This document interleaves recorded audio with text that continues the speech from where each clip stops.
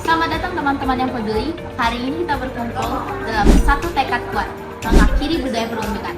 Ini bukan sekedar masalah yang kecil yang bisa kita abaikan. Hari ini kita harus menjadi agen perubahan. Kita menolak untuk menjadi bagian dari masalah dan memilih untuk menjadi bagian dari solusi. Bullying sudah menjadi masalah global yang kemudian tidak bisa kita abaikan lagi. Nah, menurut buku Why Children Bully, bullying adalah penyalahgunaan kekuasaan yang berkelanjutan dalam suatu hubungan melalui tindakan verbal, fisik, dan atau sosial yang berulang yang menyebabkan kerugian fisik atau psikologis. Tindakan ini dapat melibatkan individu atau kelompok menyalahgunakan kekuasaan mereka pada satu atau lebih orang lain. Bullying dapat terjadi secara langsung atau di ranah maya dan dapat tampak jelas atau tersembunyi. Bullying dalam bentuk apapun atau karena alasan apapun dapat memberi efek jangka panjang pada mereka yang terlibat, termasuk penonton. Buku Bullying oleh Imas Kurnia mengelompokkan penyebab bullying menjadi 3 faktor. Faktor yang pertama adalah faktor keluarga. Anak yang melihat orang tuanya atau saudaranya melakukan bullying sering akan mengembangkan perilaku bullying juga. Bullying dimaknai oleh anak sebagai sebuah kekuatan untuk melindungi diri dari lingkungan yang mengancam. Yang kedua, faktor sekolah. Karena pihak sekolah yang mengabaikan keberadaan bullying ini, anak-anak sebagai pelaku bullying akan mendapatkan penguatan terhadap perilaku mereka untuk melakukan intimidasi anak-anak yang lainnya. Bullying berkembang dengan pesat dalam lingkungan sekolah yang sering memberikan masukan yang negatif pada siswanya. Misalnya, berupa hukuman yang tidak membangun sehingga tidak mengembangkan rasa menghargai dan juga menghormati antar sesama anggota sekolah. Faktor ketiga adalah faktor kelompok sebaya. Anak-anak ketika berinteraksi dalam sekolah dan dengan teman sekitar rumah, kadangkala terdorong untuk melakukan bullying. Kadang, kalau beberapa anak melakukan bullying pada anak yang lainnya dalam usaha untuk membuktikan bahwa mereka bisa masuk dalam kelompok tertentu, meskipun mereka tersendiri merasa tidak nyaman dengan perilaku tersebut. Masih dengan buku yang sama, ada beberapa hal yang bisa dilakukan untuk mencegah bullying. Orang tua bisa membiasakan diri memberikan feedback positif bagi anak, kemudian menggunakan alternatif hukuman bagi anak dengan tidak melibatkan kekerasan maupun fisik. Selain itu, orang tua mau menjalin relasi dengan sekolah untuk berkonsultasi jika anaknya baik sebagai pelaku bullying ataupun korban bullying.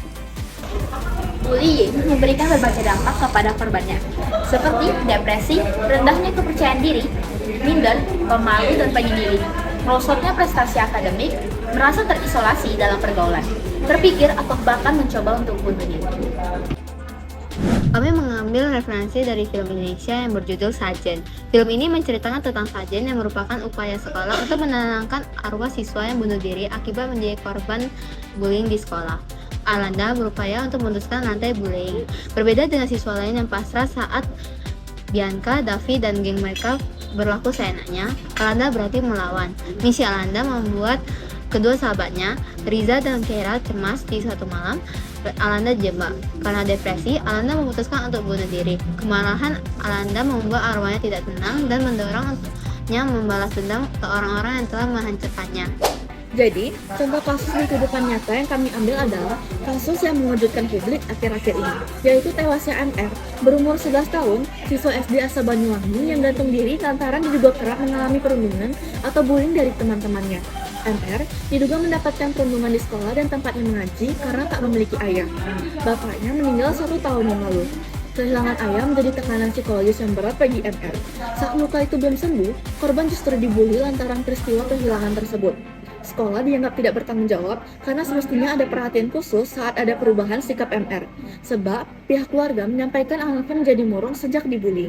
Dipisah sekolah atas adanya perundungan, kata Retno sebagai pemerhati anak dan pendidikan adalah bentuk sikap lepas tanggung jawab dan upaya menjaga citra sekolah.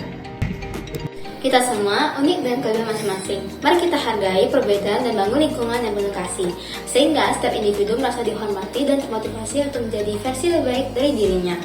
Bullying jangan dianggap remeh. Merasa lebih kuat, merasa lebih benar, merasa lebih berkuasa, merasa lebih dari segalanya. Tindakan kekerasan berujung pada kekerasan. Kita tidak pernah tahu perasaan orang yang telah kita hina dalam perkataan. Kita tidak pernah tahu perasaan orang yang telah kita rendahkan. Kita tidak pernah tahu bagaimana dia menyikapi kehidupan setelah menjadi korban. Marilah kita bersama-sama menegak keadilan dan mengakhiri budaya perundungan. Setiap tindakan agresif membawa dampak serius bagi korbannya.